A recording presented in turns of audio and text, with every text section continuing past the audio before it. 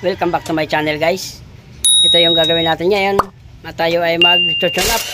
Bali guys, ang gagawin nating sasakyan ngayon ay apat na 4J G2. So ito yan guys, yung 4J G2 na makina. Isoso siya. Ayan guys, yung makina 4J G2. Sige, okay ka lang siya lahat. So ito ay non-turbo guys. Yan, bali apat yan. Ang gagawin natin ay lahat tune up. Wala na yan. Ito, tagalasin mo to. Ito. Andito tayo ngayon guys sa garahe. Yan yung ating garahe dito. Kabila. Puro mga truck yan guys. Ngayon, kasi walang pasok, ngayon natin na schedule na mag-tune up. Ito naman guys, parehas lang 4J G2. Ayan din ang makina niyan. Hindi ka natin kita guys, mas masikip kasi meron siyang pump. Ito guys, 4J G2 rin to na walang turbo, isoso rin. Yan ang ating gagawin dyan, puro tune up. Ito pa guys, ang isa.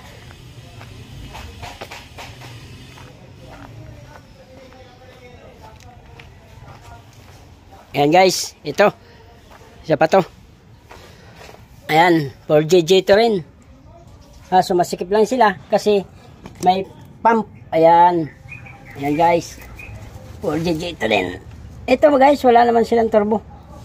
Bali, ano lang tayo dito. Tune up. Kasi ito guys, kaya i-tune up natin kasi medyo may palyado. Tapos ang ating rocker arm ay malaki na yung clearance at saka may kalansing.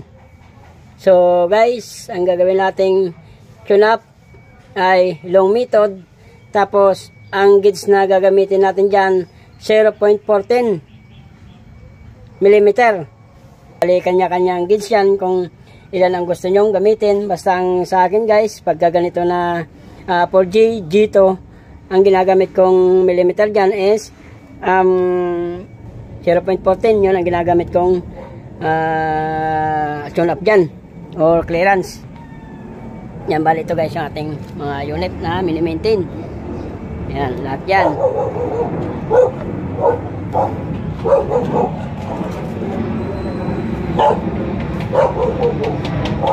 Ayan guys, general cleaning sila yung mga STN dito. Kanya naglilinis sila kasi magtatagulan na naman, so general cleaning ginagawa nila. Yan dito yan, sila yung mga STN.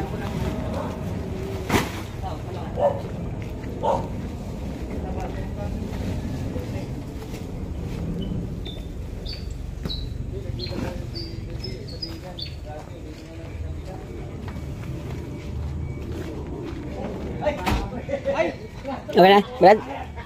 Para pa magano ng mga bakas mo. Ayan guys, so umpisa na natin guys.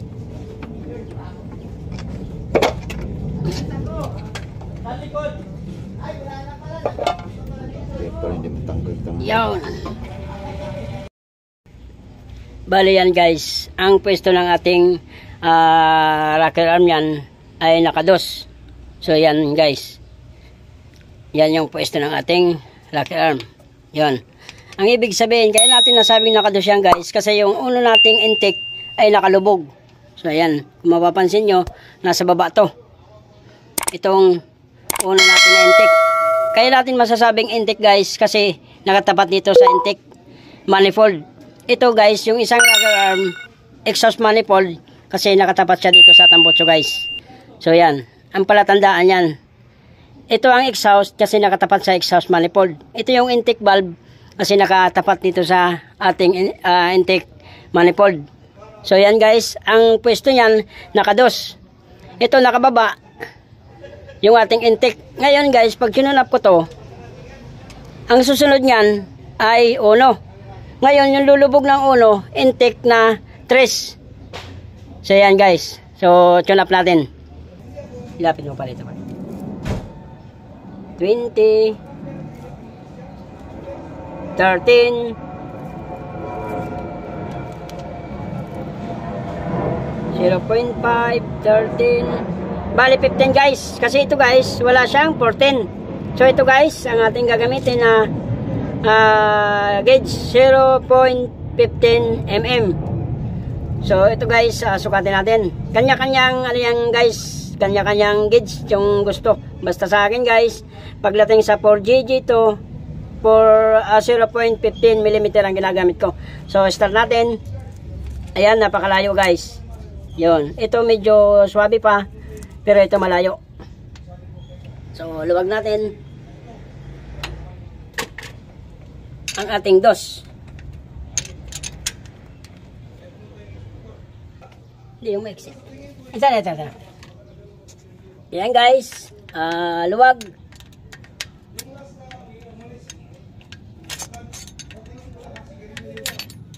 Stubby tools lang gamit natin dyan. Tapos yan, kailangan medyo may ganit siya ng bagya. Hindi kailangan masikip, hindi kailangan maluwag. Yung medyo may ganit lang siya. Yon, yan guys. Okay? So, lock. Sa mga veterano, pa-skip na lang po. At ito yung diskarte ko. At alam nyo rin naman ang ganitong trabaho. So, ayan. Dito tayo.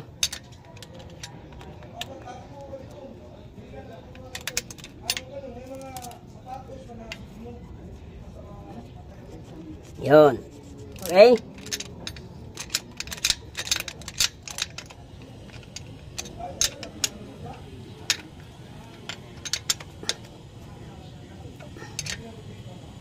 Yun. Okay. Yun ang ating tune up. Ngayon, ikot naman tayo guys. Ito, uno ang susunod natin tune up guys. Uno. Kasi, uno ngayon guys ang kasunod natin. Tapos ito, bababa. So, dito pala ikat mo. Pakita mo dito. Yan. Ito lang ginagamit ko dyan, guys. Balik mo dito. Kailangan ito, guys, bumaba. Yan. Pagmasdan nyo. Bababa po yan. Yon. Ayan, guys. Paunti-unti na siya bumaba. Yan. Yon. Kailangan to, guys. Pag baba ng gusto nito, aangat ang konti, yun po ang ibig sabihin na nakauno tayo.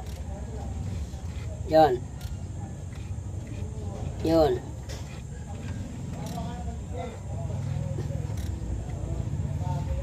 Yan na yan guys. Nakauno na yan. Yun. Gumalaw na siya. So, balik ka dito. Ayan guys, nakauno yan. Yun. Ang laki ng clearance guys. Yun. So, kailangan natin ang ganyang gauge na yan guys. Check natin kung ilan yung ganyang clearance na napakalayo. So, ito guys, ang ano ko ngayon ay 40. 0.40. Check natin kung gaano kalayo yung clearance na bago natin tune up. Kasya guys, ang 0.40. Ayan. Naka 0.40. Malayo pa nga, maluwag pa. So, ibig sabihin, napakalayo na niya. Kaya dapat na rin talagang i-tune up. 0.40, layo.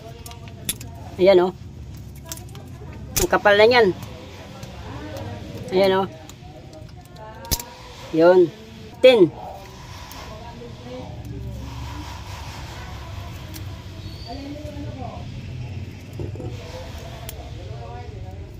Balik ang kamay ng kamera mo. Guwapo naman. Ayan guys.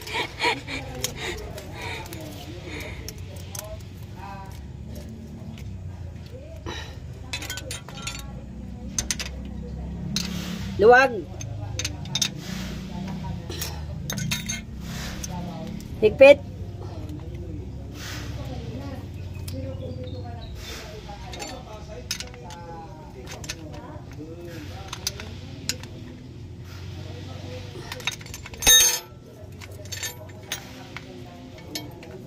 Yun.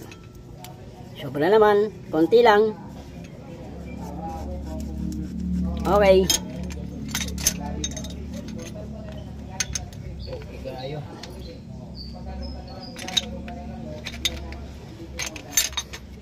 Check ulit. Sobra. Yun. Yun. Yun. Ano guys, 0.40.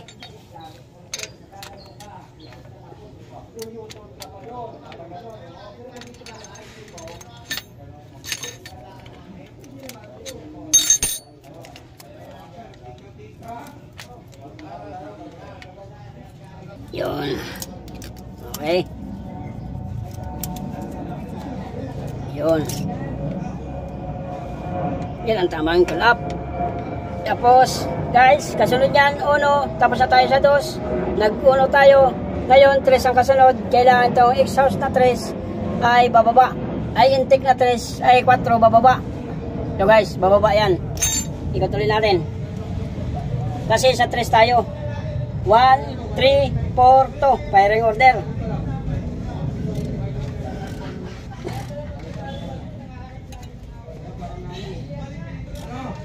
Yun. Bumaba. Tapos angat ang konti. Yun. Ibig sabihin yan guys, naka-3 yan.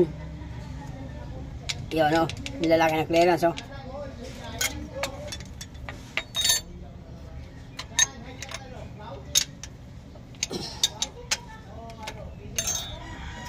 Bali, ano to guys, 4 na sasakyan, truck na i-tune up natin sa araw na ito guys, nagsabay-sabay. Pero isang makina lang din, 4GG ito.